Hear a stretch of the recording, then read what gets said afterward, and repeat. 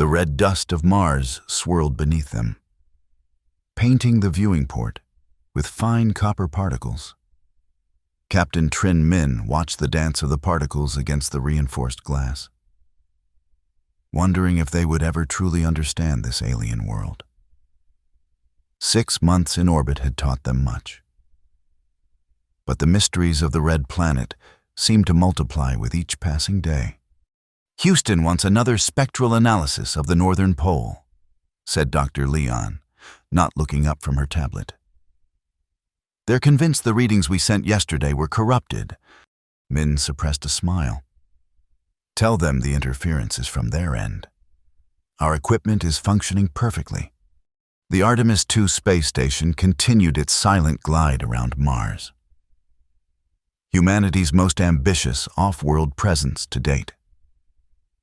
The year was 2042, and Earth's scientific community had finally achieved what generations of dreamers had only imagined: a permanent human presence orbiting the 4th planet from the Sun. "Captain, you might want to see this," Engineer Huang Viet called from the sensor station. His usually calm voice carried an unfamiliar edge that made both Min and An look up immediately. "What is it?" Min pushed himself through the microgravity with practiced ease, coming to rest beside Viet's workstation. "Something just appeared on our long-range scanners," Viet said, pointing to a blinking anomaly on his screen. "It's registering as a solid mass, approximately 200 meters in diameter. But..." He hesitated. "It wasn't there 10 minutes ago when the scanners made their last sweep." Dr. Leon joined them. Her scientific curiosity instantly piqued. "That's impossible. Nothing that size can appear out of nowhere." "Yet there it is," Min replied, studying the readings. "Distance: approximately 320,000 kilometers from our position. Well outside Martian orbit, but definitely not a natural satellite. Its trajectory is too controlled." Min made a decision. "Contact Houston immediately. We need to notify them of an unidentified object in our vicinity." The communications delay between Mars and Earth meant waiting nearly 20 minutes for a response. When the video link finally activated, the concerned face of Susan Clark, their Houston coordinator, filled the main screen. "Artemis II, we've received your preliminary data on the anomalous object. Our analysts are working on it now, but we advise extreme caution. Maintain your current orbit and continue monitoring from a safe distance. Do not, I repeat, do not attempt to alter course for closer observation without direct authorization." Min exchanged a glance with Dr. An. The scientist's eyes sparkled with the possibility of discovery. But Min recognized the restraint Houston was imposing. They were millions of kilometers from home, with limited rescue options if anything went wrong. "Acknowledged, Houston," Min responded. "We'll maintain position and continue gathering data." After the transmission ended, an uncomfortable silence filled the command module. It was Leon who broke it first. "Captain, this could be the discovery of the century. We can't just sit here and take long-distance readings when we have the opportunity to investigate firsthand." "Our orders are clear," Min replied, though his own curiosity burned just as fiercely as hers. "We maintain position, with all due respect, and pressed. By the time we receive authorization, the object could be gone. We have no idea how long it will remain in detectable range. This is precisely why humans are sent on these missions instead of just robots, to make judgment calls when communication delays make direct oversight impractical." Engineer Viet, who had been silent until now, cleared his throat. "Captain, I've been analyzing its trajectory. If we make a minor adjustment to our orbit, we could reduce our distance to approximately 150,000 kilometers, still well outside any reasonable danger zone. but close enough for much better sensor readings. Min weighed his options. His responsibility was to the safety of his crew and their mission. But they were also explorers, standing at the frontier of human knowledge. Sometimes the bold choice was the right one. Plot the course adjustment, he finally ordered. A minor orbital shift only. If at any point the object shows signs of changing trajectory toward us, we abort immediately and return to our original position. Yes, Captain. Viet responded. Already inputting the calculations into the navigation system, Dr. Ann couldn't hide her excitement. I'll prepare all available sensors for maximum data collection. We'll learn more about this object in a few hours than Houston could determine in weeks of remote analysis. As the Artemis II's thrusters fired gently to begin their new trajectory, none of them realized they had just set in motion a chain of events that would challenge everything humanity thought it knew about the universe. 8 hours later, the object remained in their sensors' range, maintaining its position as if waiting for them. The closer they got, the stranger the readings became. This doesn't make any sense, Dr. Ann muttered, recalibrating her instruments for the 3rd time. The object appears to be absorbing all electromagnetic radiation we direct at it, but it's also emitting energy signatures unlike anything in our database. Can you get a visual? Min asked, peering over her shoulder. The long-range cameras are having difficulty focusing. She replied, adjusting several parameters. It's as if the object is somehow shifting between states, not physically moving, but changing its properties in a way our instruments can't properly interpret. The main screen flickered to life, showing a grainy, distant image. The object appeared as a dark, oblong shape against the starfield, occasionally pulsing with faint, multicolored light that seemed to ripple across its surface. What the hell is that? Viet whispered, echoing everyone's thoughts. Houston needs to see this immediately, Min said, ordering the communications officer to compile all their data for transmission before they could send the information packet. The ship's systems experienced a momentary fluctuation. Lights dimmed, screens flickered, and then everything returned to normal. Status report, Min demanded. All systems functioning normally again, Captain. Viet responded after a quick check. But we experienced a 2-second power fluctuation across all non-essential systems. Source? Unknown. There was no internal malfunction. Dr. Ann was staring at her readings with increasing concern. Captain, the energy signatures from the object just spiked dramatically during that exact same 2-second window. I don't think that's a coincidence. Are you suggesting it caused our power fluctuation? From 150,000 kilometers away? I'm not suggesting anything yet, Anne replied cautiously. Just noting the correlation. The communications officer interrupted.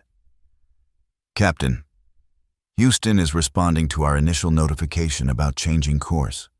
Susan Clark's face appeared on screen again, her expression now visibly tense. Artemis II. We've reviewed your decision to alter orbit for closer observation of the anomaly. While we understand the scientific opportunity, Command expresses serious concerns about potential risks. New analysis of your transmitted data suggests the object may be demonstrating properties consistent with artificial construction rather than natural formation. A heavy silence fell over the command module. Are they suggesting? Viet began. They're not suggesting anything definitive. Min cut in. Just that the object appears to have non-natural characteristics. Clark continued. We are dispatching urgent instructions. Maintain your current modified orbit, but do not approach any closer. Activate all defensive systems as a precaution and prepare for immediate departure from Martian orbit if necessary. We are elevating this to a Class 1 scientific priority with Class 2 security protocols. After acknowledging Houston's instructions, Min turned to his crew. You heard them. We maintain position, but stay alert. Doctor on. Continue your analysis, but prioritize defensive scanning. Engineer Viet, I want engines ready for immediate response if needed. Captain, Anne said hesitantly, I think we should consider moving closer. The data we're getting is revolutionary, but still incomplete. If this truly is evidence of non-Earth technology, it represents the most significant discovery in human history. Which is exactly why we proceed with caution. Min countered. If it is artificial, we have no idea of its capabilities or purpose. Their debate was interrupted by another, stronger power fluctuation. This time, several systems remained offline for nearly 30 seconds before restoring. Captain, Viet called out in alarm, the object is moving! On the main screen, they watched as the mysterious entity began accelerating directly toward them. Evasive maneuvers, Min ordered. Full power to engines. The Artemis II shuddered as its thrusters fired at maximum capacity, pushing the station into a different trajectory. The sudden acceleration forced the crew to grab onto nearby handholds as artificial gravity struggled to compensate. Distance to object, Min demanded. 120,000 kilometers and closing rapidly. Viet reported. Its acceleration is impossible. Nothing should be able to move that fast from a standstill. Communications. Alert Houston immediately. Communications are down, Captain, came the grim reply. All outbound signals are being blocked or absorbed. Dr. Ann's face had gone pale as she studied her readings. Captain, I'm detecting massive energy buildup within the object. It's like nothing I've ever seen before. The energy density is off our measurement scales. Min made a split-second decision. All personnel, secure yourselves for emergency maneuvers. Viet, divert all available power to engines and shields. Shields, sir? The radiation shields aren't designed for... Just do it. Whatever that thing is, I don't want it getting any closer to this station. As the crew scrambled to secure themselves, the object suddenly halted its approach, hanging in space approximately 80,000 kilometers away. The abrupt stop was as physically impossible as its initial acceleration had been. It's waiting. And whispered. For what? Min asked, not expecting an answer. The answer came in the form of a brilliantly focused beam of light that shot from the object directly toward the Artemis II. When it struck the station's hastily reinforced shields, every system aboard the vessel surged with power before shutting down completely. For several terrifying moments, the crew of Artemis II floated in darkness, the emergency lights providing the only illumination. The silence was absolute. No humming of air circulation, no beeping of monitors, nothing but their own breathing. Then, one by one, systems began to restart. Emergency power came online first, followed by life support, and finally, the main computers. Damage report, Min ordered, his voice steady despite the chaos. Main power temporarily knocked out, but restoring. Viet reported. Propulsion systems offline. Communications. Partially functional. Life support stable. And the object. Dr. Ann checked her rebooting sensors. Still there, Captain, but it's changed. On the screen, the formerly amorphous shape had transformed. It now appeared as a perfect circle of absolute darkness, ringed by pulsating energy that shifted through colors no one aboard could properly name. It looks like an eye, and finished for him. An open eye, staring directly at us, as if responding to her words. The eye pulsed once, and another, gentler beam of light enveloped the station. This time, instead of disrupting their systems, it seemed to be scanning them, methodically moving from one end of the station to the other. "What is it doing?" Viet asked, his fingers hovering uselessly over dead controls. "I think," Dr. Ann said slowly, "it's trying to communicate." The scanning beam lingered over the command module where the crew was gathered, intensifying briefly before withdrawing completely. The eye pulsed several more times in a distinct pattern. 1, 2, 3, 5, 8, and counted. "That's the Fibonacci sequence." "A mathematical communication attempt?" Min asked. "It would make sense as a universal language," she confirmed. "Mathematics is the same everywhere in the universe." Before they could respond, the eye pulsed again, this time projecting what appeared to be a three-dimensional mathematical equation into the space before them. It hung there, glowing softly, comprised of symbols that were mostly recognizable but arranged in ways that challenged their understanding of physics. "This is..." and struggled to find words. "This equation, if I'm interpreting it correctly, describes a method of manipulation of space-time that would allow for instantaneous travel between points. It's a faster-than-light propulsion theory." "It's giving us technology?" Viet asked incredulously. "I don't think so," Anne replied, studying the floating equation with intense concentration. "This is just the beginning of the theory. It's like the first page of a textbook, or a test. A test to see if we're intelligent enough to understand." Min realized. Dr. Ann nodded slowly. "And what happens if we fail?" The implications of her question hung heavily in the air. If this truly was a first contact situation, humanity's future might depend on how they responded in the next few minutes. Min made another decision. "Dr. Ann, respond with our own mathematical sequence. Show it we understand." And quickly programmed a response, a continuation of the Fibonacci sequence, followed by the value of pi to 20 decimal places, and transmitted it toward the object. The eye pulsed again, brighter this time, and the beam intensified. Suddenly, the equation before them expanded, growing more complex, filling the command module with glowing mathematical symbols that shifted and rearranged themselves faster than the human eye could follow. "It's too much," Anne gasped. "Our computers can't process this volume of information," as if sensing their limitations.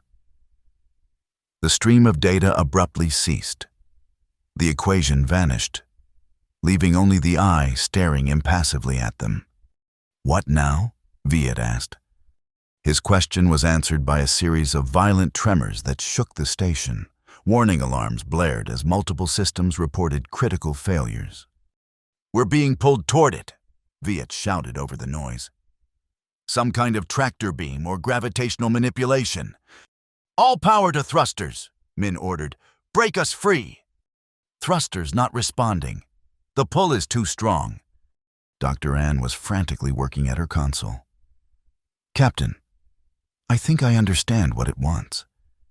It's not trying to capture us. It's trying to bring us close enough for more direct communication. Our transmission capabilities are too limited for what it's trying to share." "And you know this how?"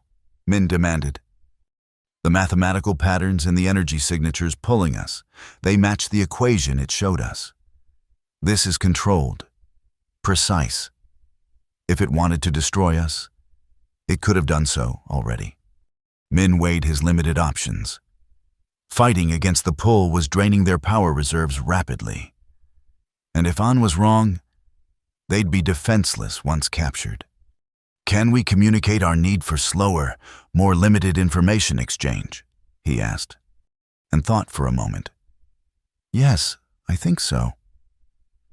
She quickly programmed another transmission, this one including basic representations of human neurological processing speeds and computer limitations. The pull immediately lessened, though it didn't stop entirely. The eye seemed to consider their response. "It's working," Anne said cautiously.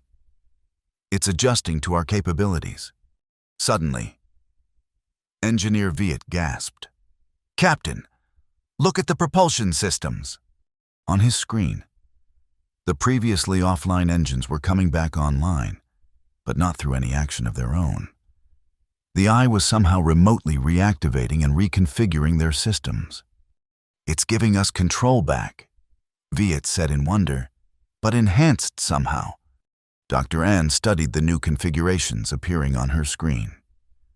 These modifications, they incorporate elements of the equation it showed us.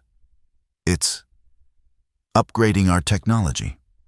"Stop it immediately," Min ordered. "Security protocols."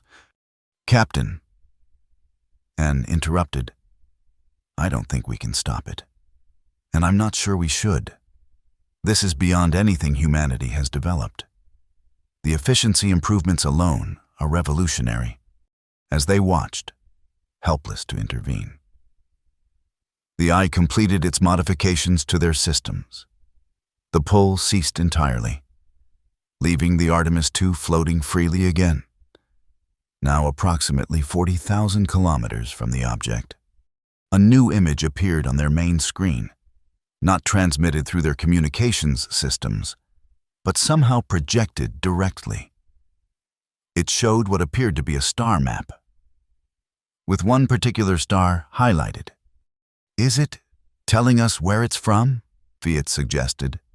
Dr. Anne studied the map. "That's not a star we've cataloged. It must be outside our current observation range."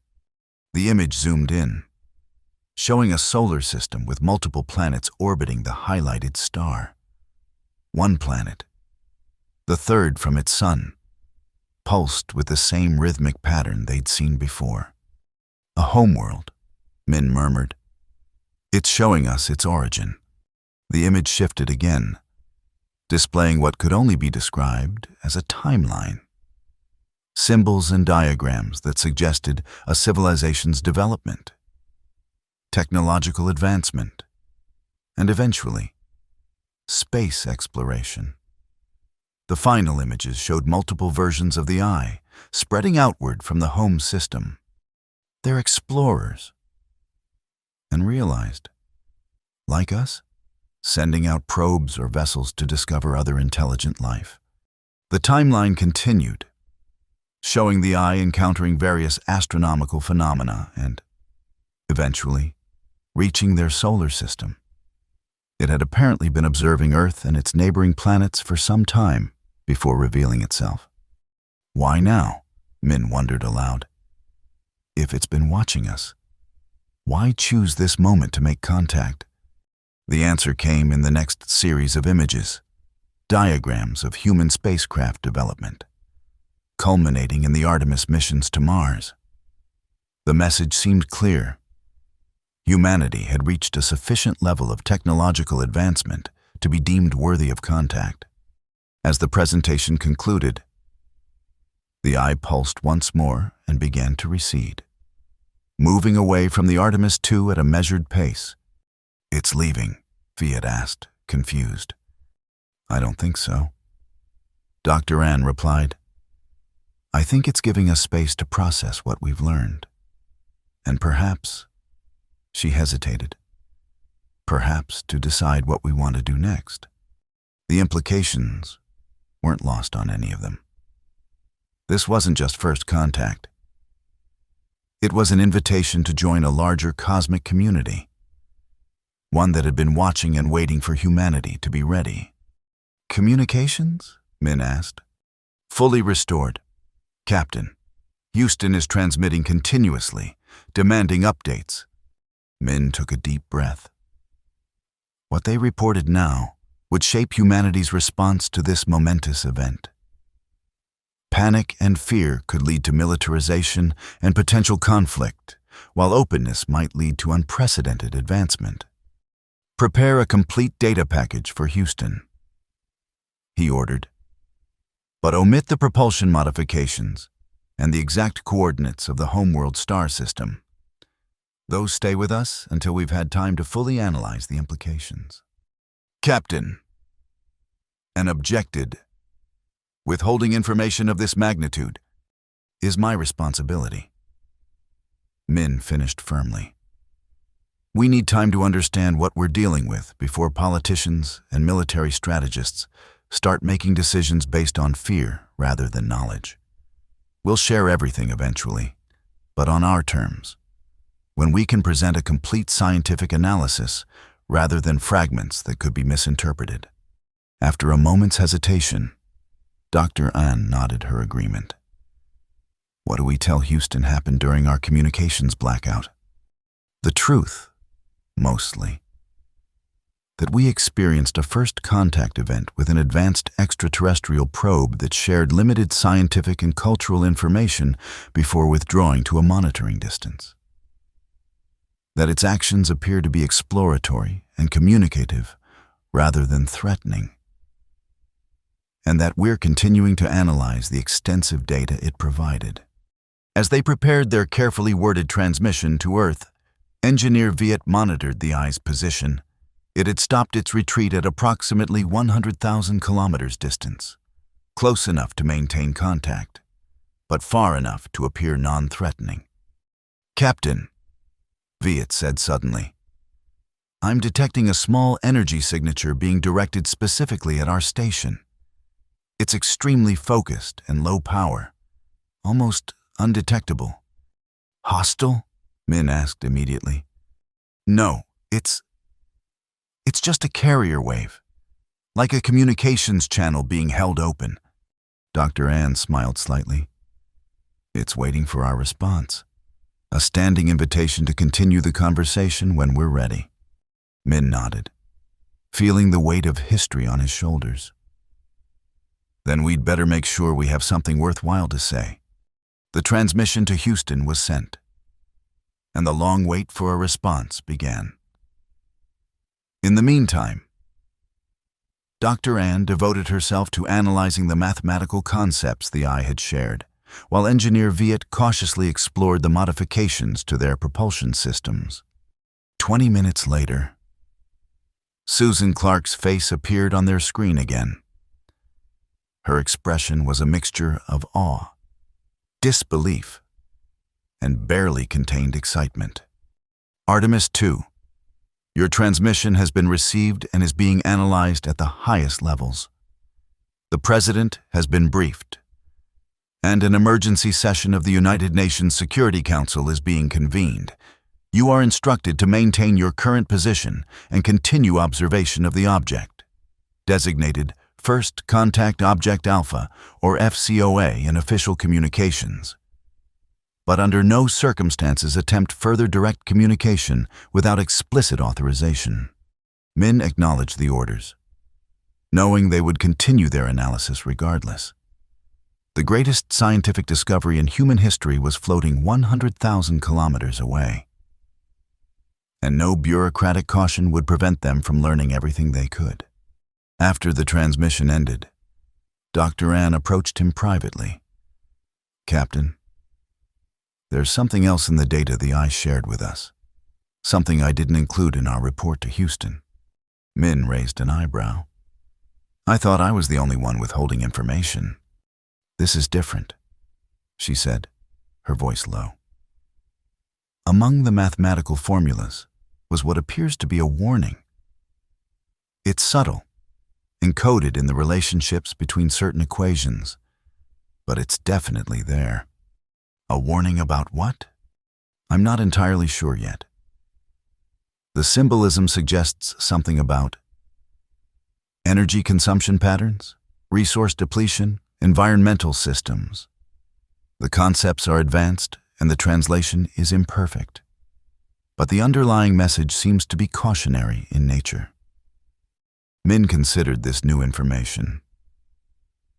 "You think it's warning us about our own development path? Environmental damage on Earth?" possibly. Or it could be warning us about something else entirely, some cosmic phenomenon or threat we haven't yet encountered. I need more time to decipher it fully. Keep working on it, Min decided. This stays between us for now, until we understand it better. As Dr. An returned to her work, Min gazed out at the stars, contemplating the eye that watched them from the darkness. Humanity stood at a crossroads, peering through a doorway to a universe far more complex and populated than they had imagined. What lay beyond that door could transform their civilization forever, for better or worse. Engineer Viet's voice broke into his thoughts. Captain, I've completed preliminary analysis of the propulsion modifications. They're extraordinary. The efficiency improvements alone would reduce our fuel consumption by approximately 60%. And the theoretical maximum velocity is, well, it's beyond anything we've considered possible. Can we implement these changes safely? I believe so. With careful testing, the principles are sound, just advanced. It's like being given a glimpse of our own technology a century in the future. Min nodded thoughtfully. Begin cautious testing of non-critical components first. We need to understand this completely before we even consider actual implementation. Yes, Captain. As Viet moved away, the communications officer called out, Captain, we're receiving another transmission from Houston. Priority 1. Susan Clark appeared on screen again. But this time, she wasn't alone. Standing beside her was a stern-faced man in a military uniform adorned with general stars. Captain Trin. Clark began formally. This is General Williams, Chairman of the Joint Chiefs of Staff. He has been authorized to speak directly regarding your situation. The general stepped forward. Captain, I'll be brief. The security implications of your encounter are profound.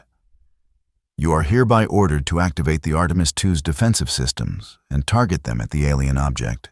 This is a precautionary measure only. You are not to fire unless directly threatened. But we must demonstrate our capability to defend ourselves if necessary. Min felt a chill run down his spine.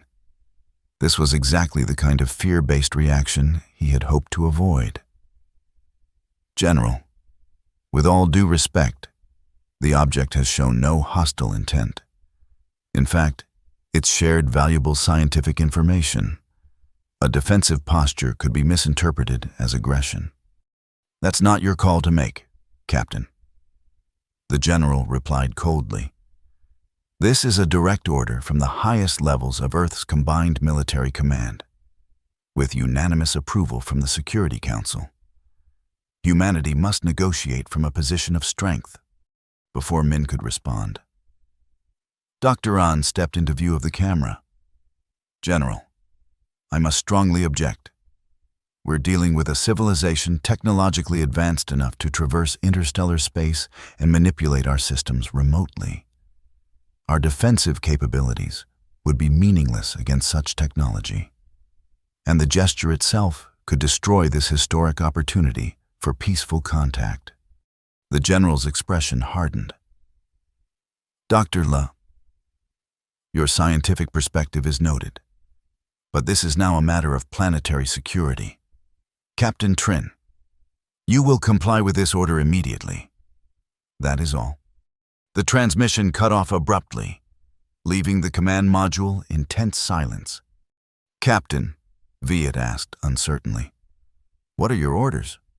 Min stared at the blank screen, then at the distant eye still watching them patiently.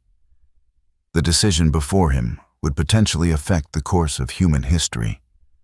Follow orders and risk destroying humanity's first peaceful contact with an advanced civilization, or defy direct commands and risk his career and possibly his freedom. Engineer Viet, he said finally, prepare the defensive systems as ordered. Dr. Ann stared at him in disbelief. "Captain, you can't seriously." "But," Min continued, raising a hand to silence her protest. "Target them at a point in space exactly halfway between our position and the objects. We will technically comply with the order to activate defenses, but we will not point weapons directly at a peaceful visitor. That's my decision." Wyatt nodded, relief visible on his face. "Yes, Captain. Defensive systems activating. Targeted at neutral space." As the station's limited defensive lasers powered up, the eye pulsed several times in rapid succession. New readings appeared on Dr. Ann's console. "Captain!" she called urgently. "The object is responding to our weapons activation. It's scanning our defensive systems." "Hostile response?" Min asked, tension evident in his voice. "No. It's more like it's analyzing them." "Wait." She paused, studying the new data intently. "Captain, it's sending us something. A new data packet, directly to our weapons control systems." Min moved quickly to her station. "Block it. It could be attempting to disable our defenses." "Too late," Anne replied, but she didn't sound alarmed. "The transmission is complete, but our systems are still functioning normally. In fact," she examined the incoming data with growing amazement. "Captain, it appears to have sent us defensive system schematics, more efficient, more powerful designs than what we currently have. It's upgrading our weapons?" Wyatt asked incredulously. "Why would it do that?" Dr. Ann's eyes widened as she continued reading. "Not just weapons. These are defensive shields, far beyond our current technology. The accompanying mathematical formulas suggest they're designed to protect against various cosmic threats, radiation surges, micrometeorite impacts, even certain space-time distortions. It's helping us protect ourselves." Min realized, even after we took a defensive posture, this civilization, Anne said softly, they seem committed to sharing knowledge, not conquering or controlling. It's humbling. Min made his decision. Power down the defensive systems. We will not point weapons at an entity that responds to potential threat with gifts of knowledge. "Captain!" The communications officer interrupted. "Houston is demanding confirmation that their order has been executed." Min straightened his uniform.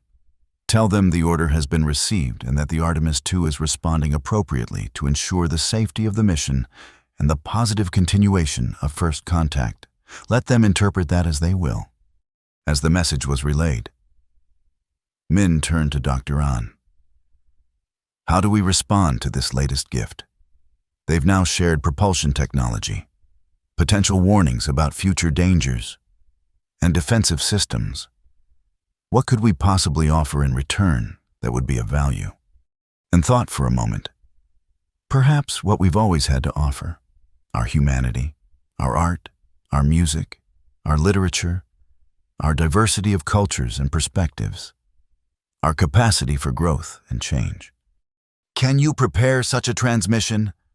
"I can try," while Dr. Ann worked with the communications team to compile a representative sample of human artistic and cultural achievements.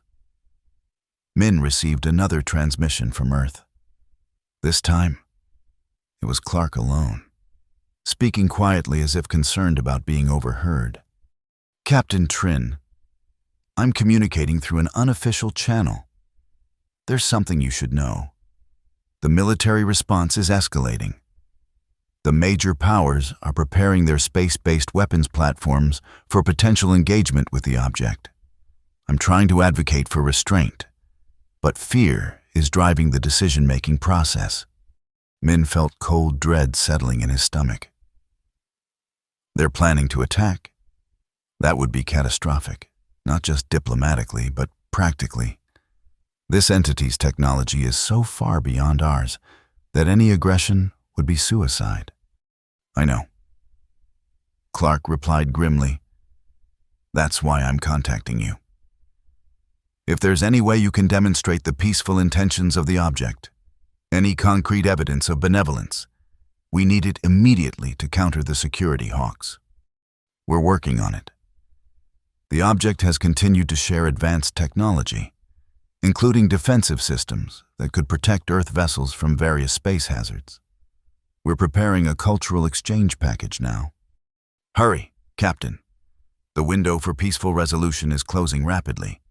After Clark's transmission ended, Min called his senior staff together. We need to accelerate our response. The situation on Earth is deteriorating toward potential military action. The cultural package is nearly ready. Dr. An reported, but I'm not sure it will be enough to convince frightened military leaders. Engineer Viet had been unusually quiet, studying the propulsion modifications with intense concentration. Now he looked up, excitement visible on his face. Captain, I think I understand enough of these propulsion enhancements to implement a basic version. With your permission, I'd like to attempt a controlled test. What kind of test? A short-range jump using the modified principles. Nothing dramatic. Perhaps just a few kilometers displacement. But enough to demonstrate the technology works. Min considered the risks. And you're confident you understand the principles involved? Enough for a very limited test, yes. The mathematics is elegant once you see the underlying pattern. Very well. Prepare your test, but with every possible safety precaution. While Viet worked, Dr. An completed the cultural transmission package and sent it toward the eye. The response was immediate. A pulse of multicolored light that enveloped the station briefly before dissipating. What was that? Min demanded. Some kind of scanning beam. Anne replied, checking her instruments. It seems to have downloaded our entire database. Everything. Our mission logs, personal records, the complete history and cultural archives we brought from Earth. It absorbed it all in seconds. Before they could process the implications, the eye began to change again.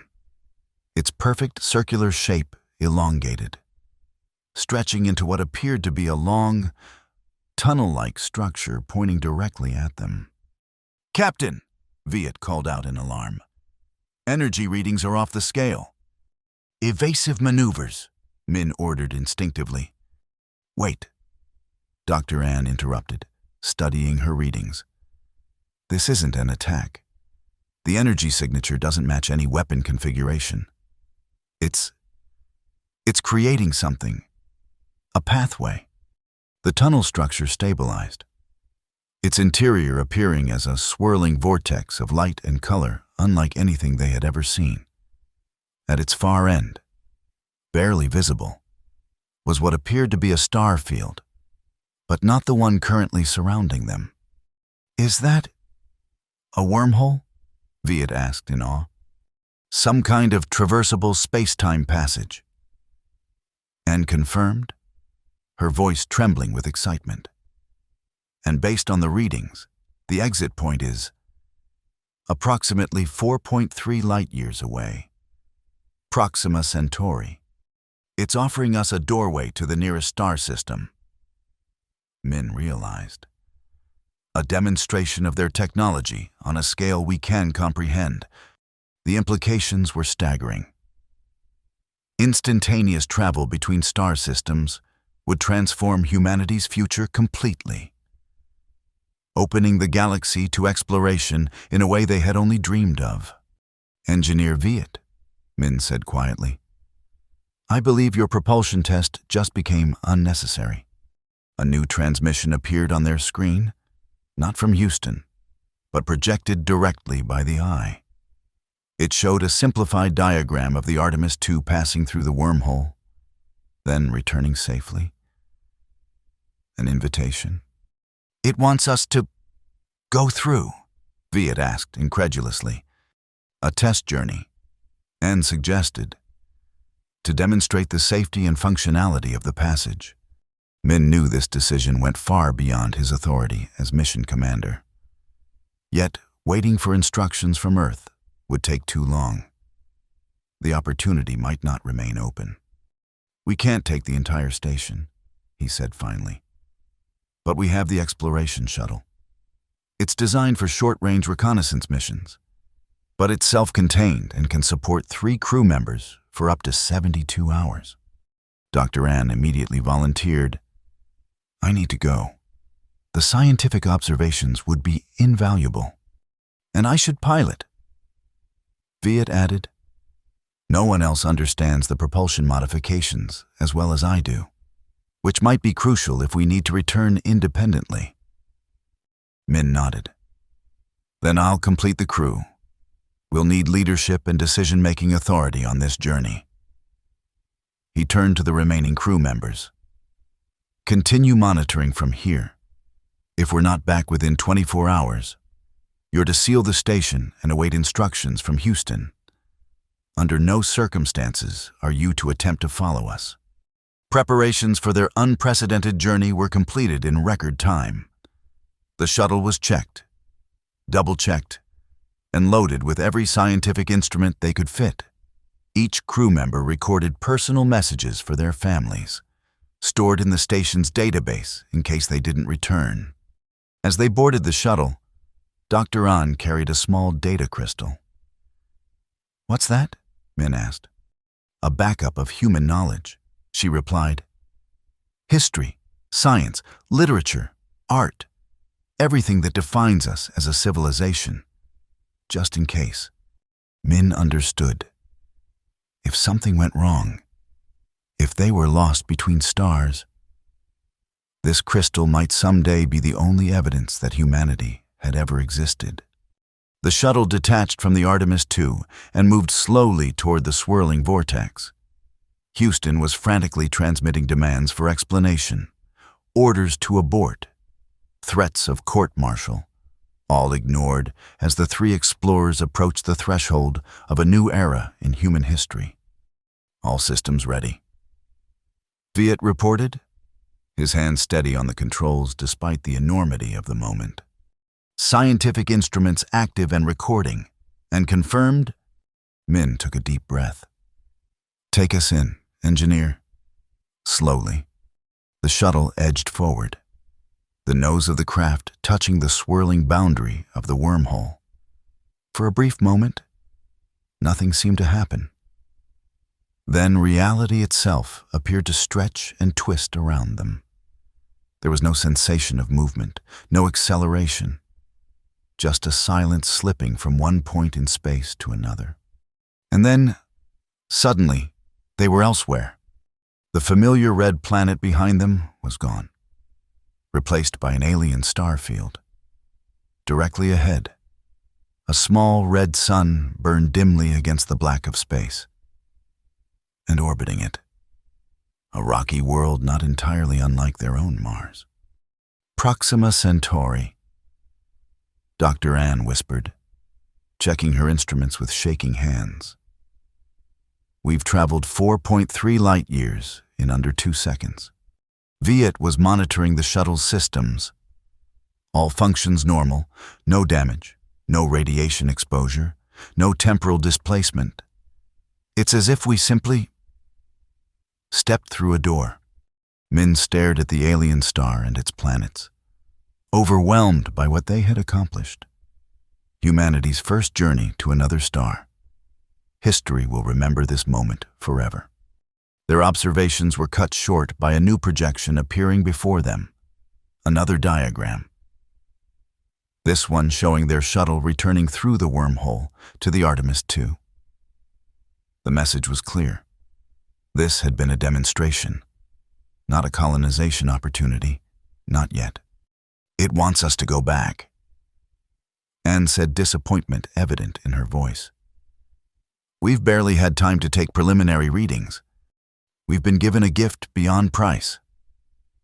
Min reminded her, the knowledge that interstellar travel is possible, and a glimpse of how it might be achieved. That's enough for one day. Reluctantly, they directed the shuttle back toward the wormhole, which remained stable behind them. Once again, reality twisted and stretched, and they found themselves back in familiar space. The red planet Mars visible in the distance.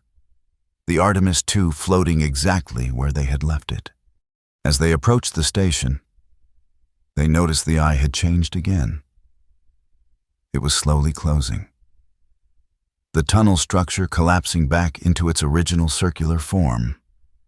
By the time they docked with the Artemis II, it had returned to its previous state, a perfect circle of darkness ringed by pulsating energy. The moment they were safely aboard, the eye began to recede, moving away from them at increasing speed. Within minutes, it had vanished from their sensors entirely, leaving no trace of its existence except the data it had shared and the memories of the three who had journeyed between stars. The communications officer approached them as they entered the command module. "Captain, Houston has been in continuous contact since your departure. They're demanding immediate explanation." Min nodded wearily. Tell them we have made a journey beyond anything humanity has achieved before, and that we bring back hope for our future among the stars. The rest can wait for our full report." As the weeks passed, the crew of the Artemis II meticulously documented their encounter, preparing the most comprehensive first contact report in human history. Dr. Ann focused on deciphering the scientific knowledge they had been given, while Engineer Viet worked to understand and implement the propulsion and defensive technologies. The eye did not return during their remaining time, such as twice in Martian orbit. But occasionally, brief energy signatures would appear on their sensors, reminders that they were still being observed, still being evaluated. When the time came to return to Earth, the Artemis II broke orbit with a new purpose. They carried with them not just the scientific data they had been sent to collect about Mars, but the beginnings of a new chapter in human development, one that would potentially see their species join a larger community among the stars. On their final night before beginning the long journey home, Min found Dr. An alone in the observation dome, staring out at the stars. "Do you think we'll see them again?" she asked without turning. "I believe we will," Min replied, joining her at the viewport. "They didn't give us all this knowledge just to disappear forever. They're waiting to see what we do with it." "A test," Min mused, "to see if we're worthy of joining them. Or ready to face whatever prompted that warning you found in their data." They stood in comfortable silence for a while, contemplating the vast, star-filled darkness that now seemed less empty than before. "I've been working on deciphering more of that warning," Anne said finally. I think it's about something coming. Something from outside. Not just our solar system, but perhaps outside our galaxy. The mathematics suggest a disturbance in space-time on a massive scale, approaching from what we would consider the galactic rim. How long do we have? If my calculations are correct, centuries, at least. Perhaps longer. But it's coming, whatever it is. Min considered this sobering information. Then we have time to prepare, to learn, to grow, to become whatever we need to be to face it. Do you think that's why they contacted us now? To give us time to develop? Perhaps. Or perhaps they recognize something in us. Some potential that might be unique even among the stars. As if in response to his words, a small light blinked on Dr. An's tablet, which had been silently monitoring background radiation. She picked it up, studying the reading with widening eyes. "Captain," she said softly, "I'm detecting a faint signal. It's coming from everywhere. The background radiation itself." "What kind of signal?" It's It's mathematics again. But different this time. More fundamental, I think. She paused, making complex calculations. I think it's a map. Not of physical space, but of consciousness, awareness itself, encoded into the fabric of reality. Min looked at the complex equations spreading across her screen. What does it mean? I'm not entirely sure, Anne admitted. But I think it's telling us that the I, the entity we encountered, isn't alone. There are others, many others, scattered throughout the cosmos. And they're all connected somehow, all part of a larger network, a cosmic community. Min suggested, waiting for us to join them. Yes, but only when we're ready. As they contemplated this new revelation, Engineer Viet's voice came over the intercom. Captain, Dr. Anne, you might want to see this. I've been analyzing the propulsion modifications, and I think I've found something embedded in the code. It looks like coordinates, hundreds of them, mapping what appear to be habitable worlds throughout our sector of the galaxy, an exploration roadmap. Min realized, a guide for humanity's first steps into the wider universe. The Eye had given them not just the means to travel between stars, but destinations worth visiting. It seems our future just got a lot more interesting, he said with a smile, and a lot more hopeful.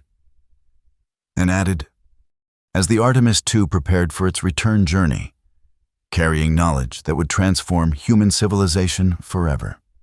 A small, almost undetectable signal pulsed on Dr. Anne's private terminal. Unlike the other communications they had received, this one was simple. A single mathematical equation that translated roughly to, "We will meet again," and smiled, sending back her own reply, "We will be ready." In the vast darkness between the stars, countless eyes watched and waited as humanity took its first tentative steps toward joining the cosmic community. The doorway had been opened. The journey had begun. And though challenges lay ahead, some beyond their current comprehension, they would face them not alone, but as part of something greater than they had ever imagined. Houston had been right to worry when they first reported the anomaly. They did indeed have something extraordinary on their hands, but it wasn't a problem or a threat. It was an invitation to the greatest adventure humanity would ever know.